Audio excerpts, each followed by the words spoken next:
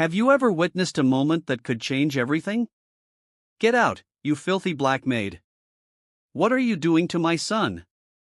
The venom in Charles Whitmore's voice sliced through the courtyard air like a whip. Maya Williams froze, her hands still bracing little Ethan, who wobbled uncertainly on unsteady legs by the koi pond. She had bent to tie his shoelace, murmuring encouragement when the heavy rhythm of Charles's polished shoes bore down on them. Before she could speak, Charles ripped Ethan into his arms so roughly the boy gasped. With a swift, calculated shove, he sent Maya backward. Her heels slid on the wet marble. She flailed and landed hard in the shallow basin.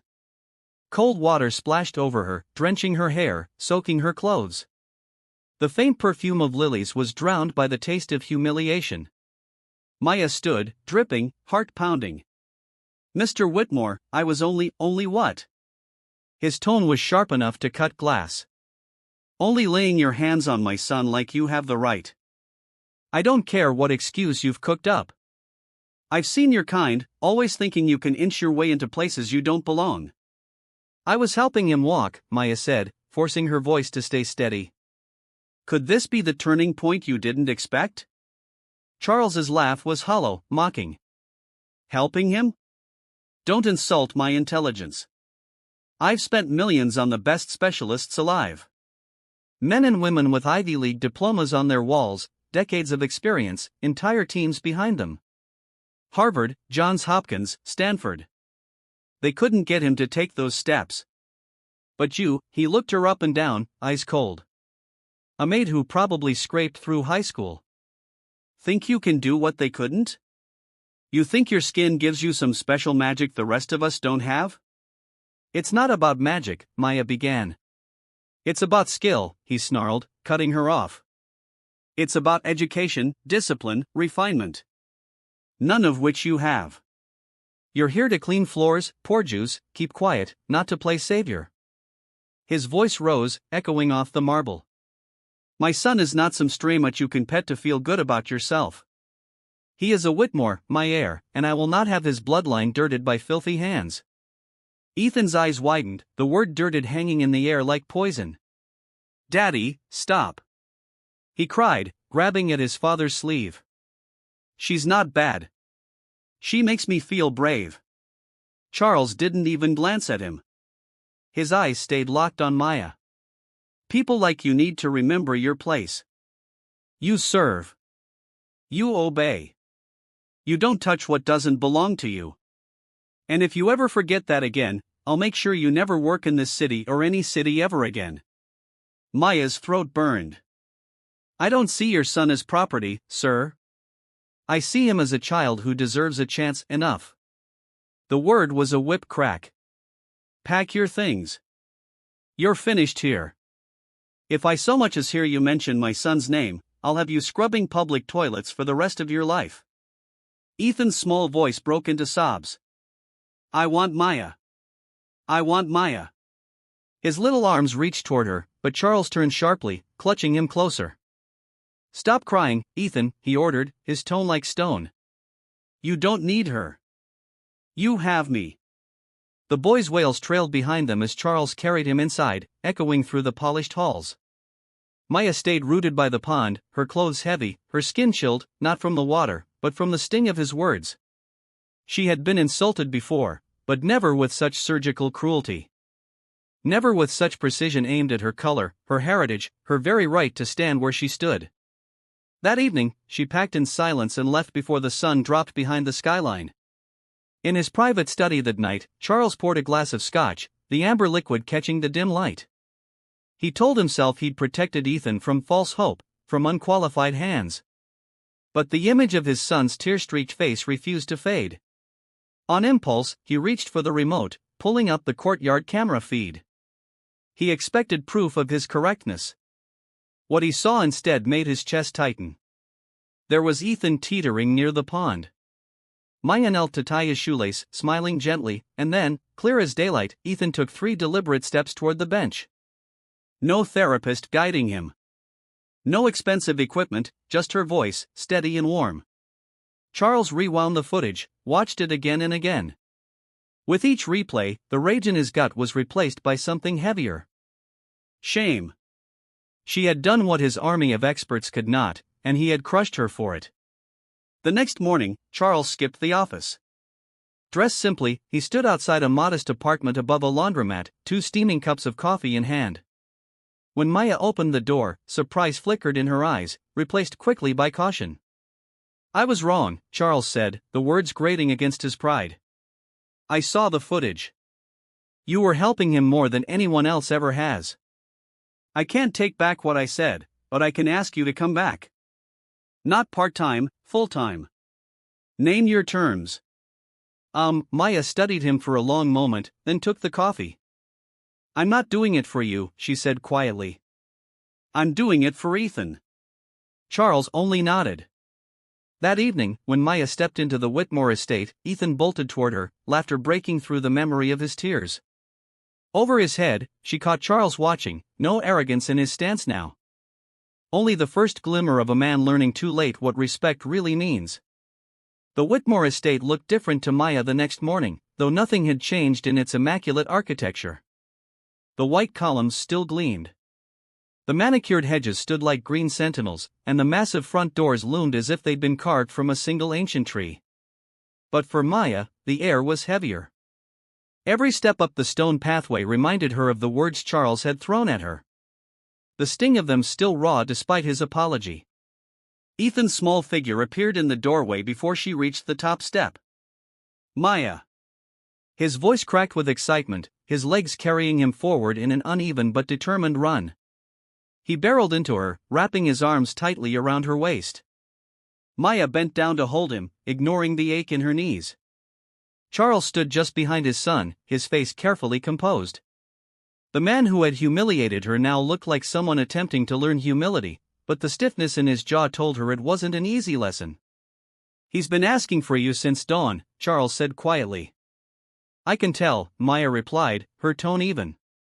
She didn't want to linger on the tension between them. Not in front of Ethan.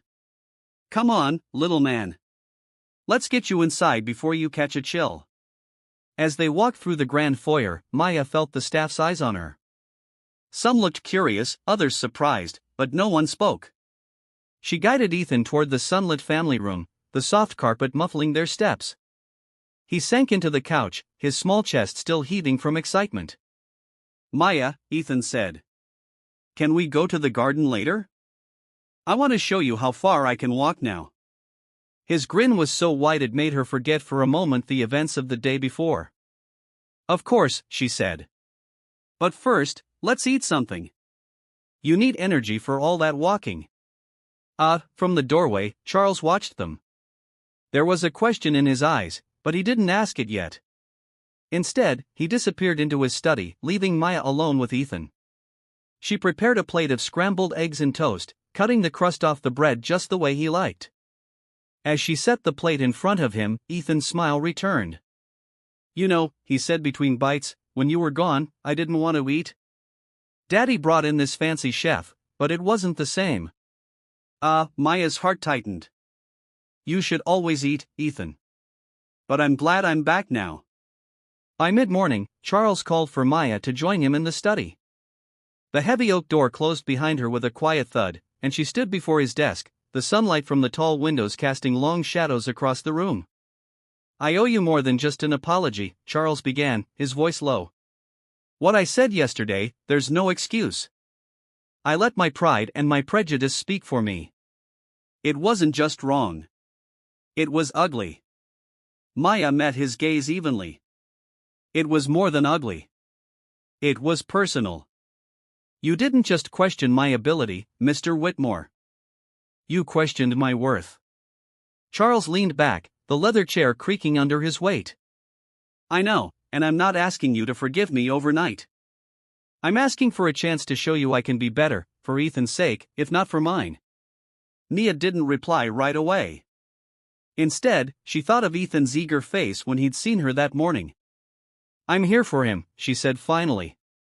"Not for you, but if you want to be part of his progress, then you'll need to learn to listen to him and to me." He nodded, a flicker of humility breaking through his guarded expression. "Agreed."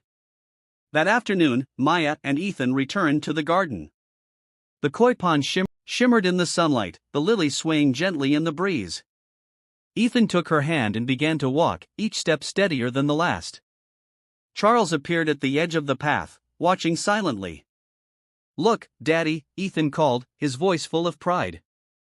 "I can make it all the way to the bench."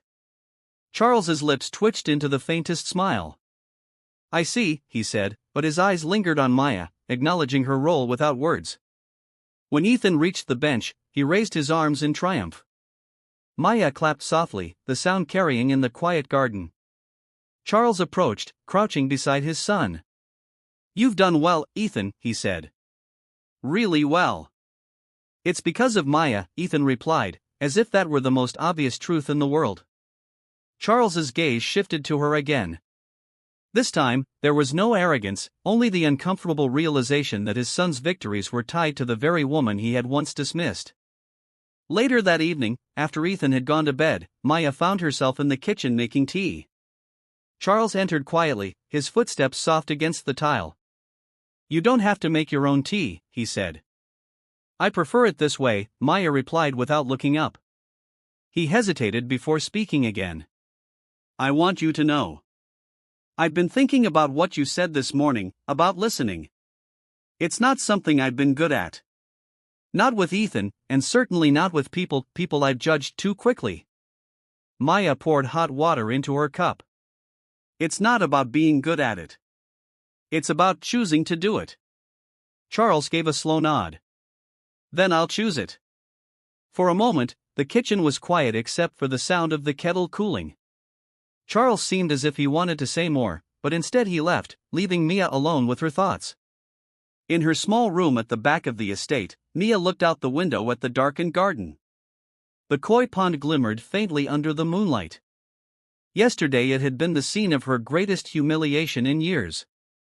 Today it had become a place of small victory. She knew there would be more challenges ahead. Charles's habits wouldn't change overnight, and prejudice didn't vanish because of one moment of clarity, but Ethan's laughter this morning had been enough to remind her why she was here. And as she drifted to sleep, she made herself a promise. She would see this through, not just for Ethan's sake, but for her own. The next chapter in their lives had begun, and neither she nor Charles could predict where it would lead. But for the first time, the door to possibility, however narrow, had been left open. The week that followed was a quiet but cautious truce between Maya and Charles.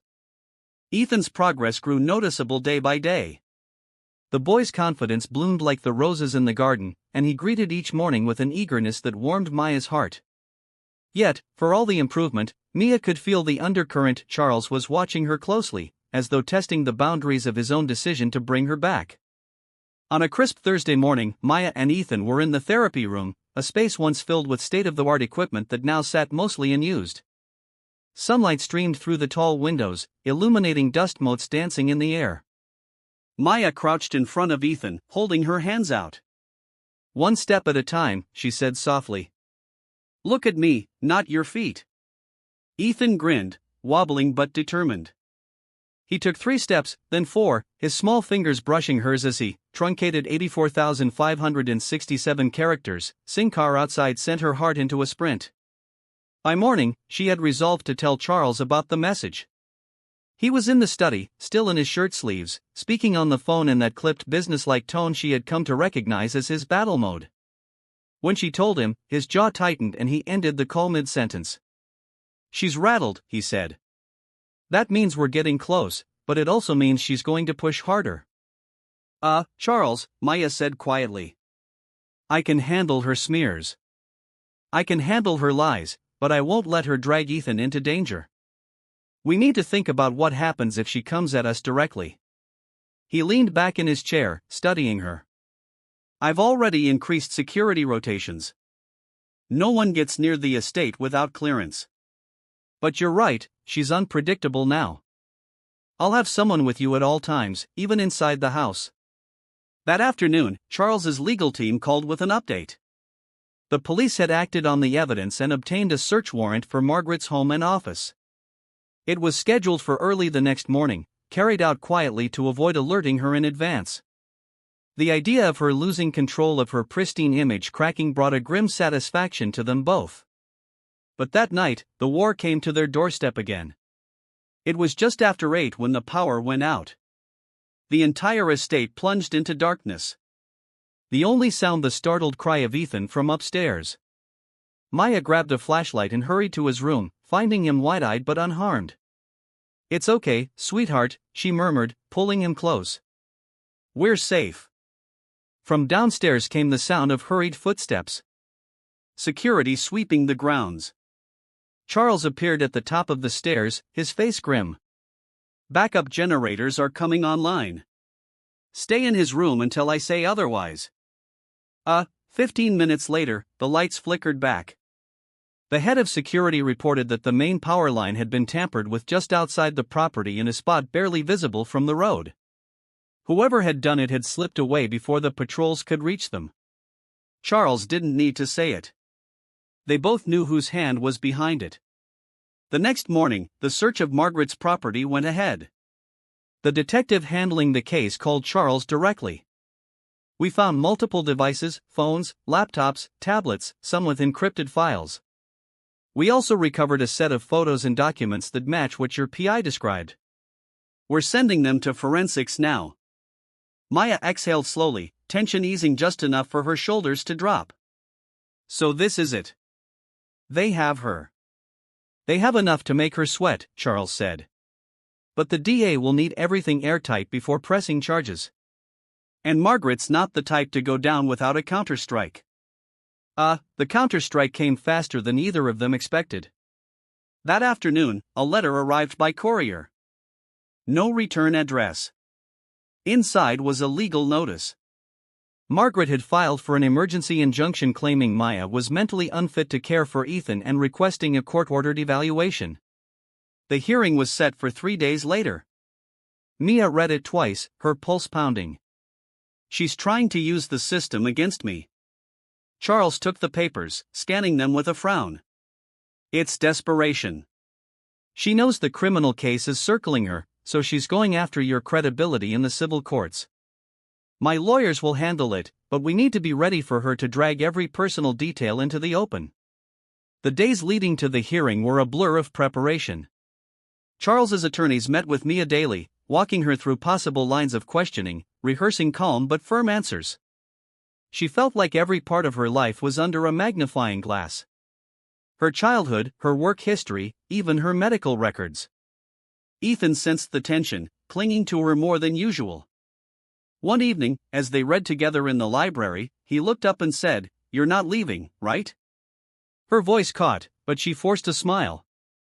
"I'm not leaving, no matter what anyone says." When the day of the hearing arrived, the courtroom was cold, the fluorescent lights harsh. Margaret sat at the opposite table, flawless in a tailored navy suit, her expression serene, as though she were the picture of reason, but her eyes sharp, calculating, never left Mia. The arguments were brutal. Margaret's attorney painted Maya as inexperienced, emotionally unstable. A well-meaning but dangerous influence on Ethan's delicate progress. Charles's team countered with testimony from Ethan's doctors, therapists, and even neighbors who had seen the boy's transformation since Maya came into his life. When it was her turn to speak, Maya's voice was steady, but every word carried the weight of truth.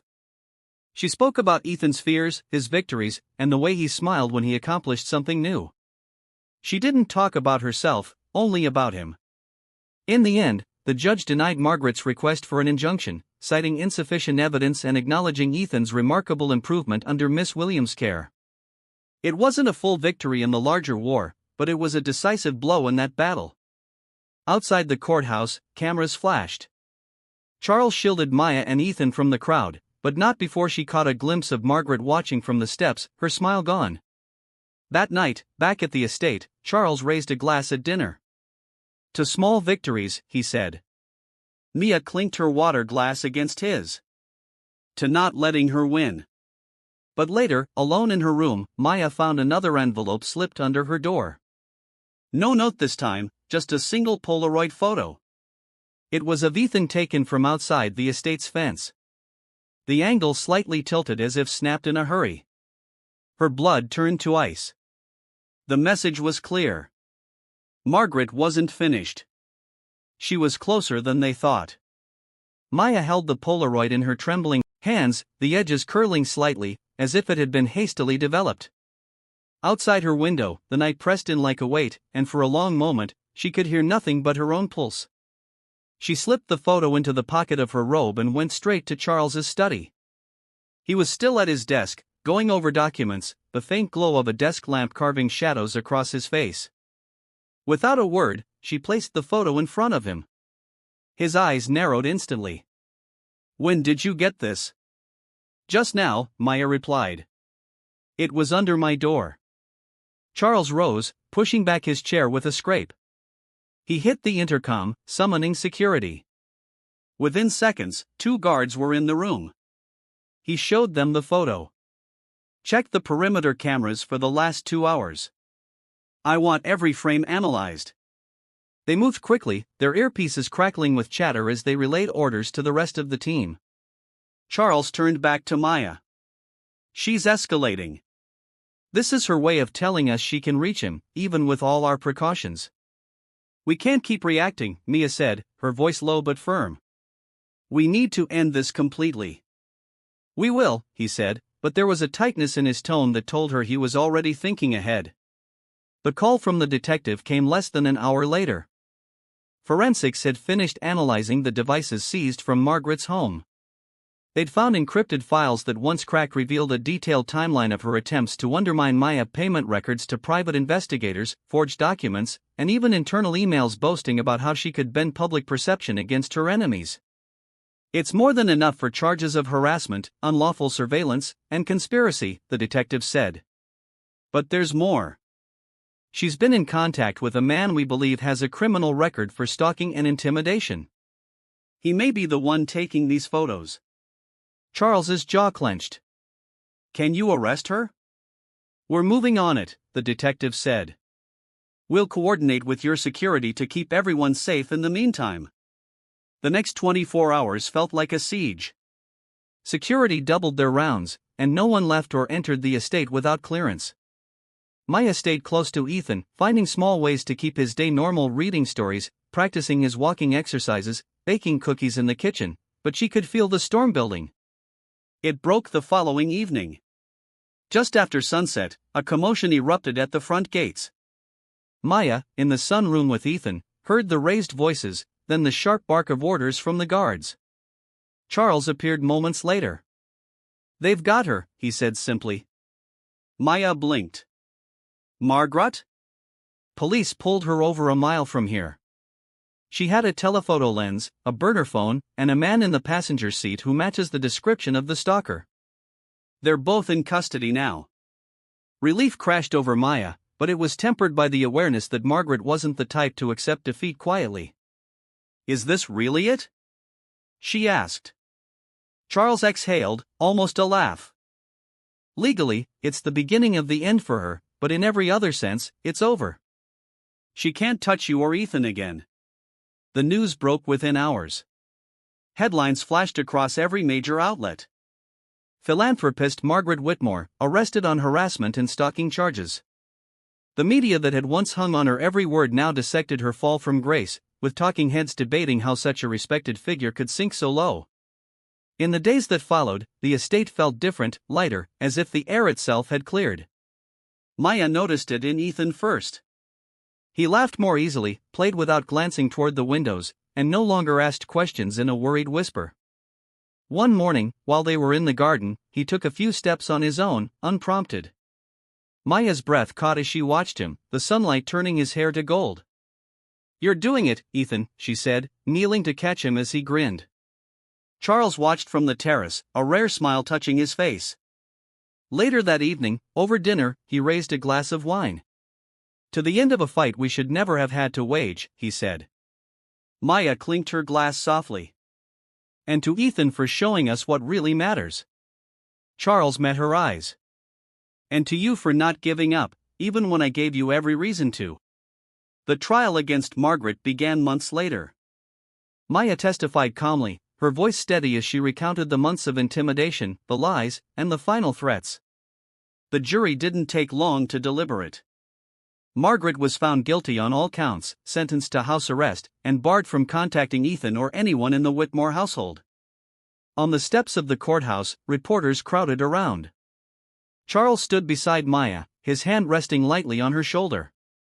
"Justice isn't always loud," he told the cameras.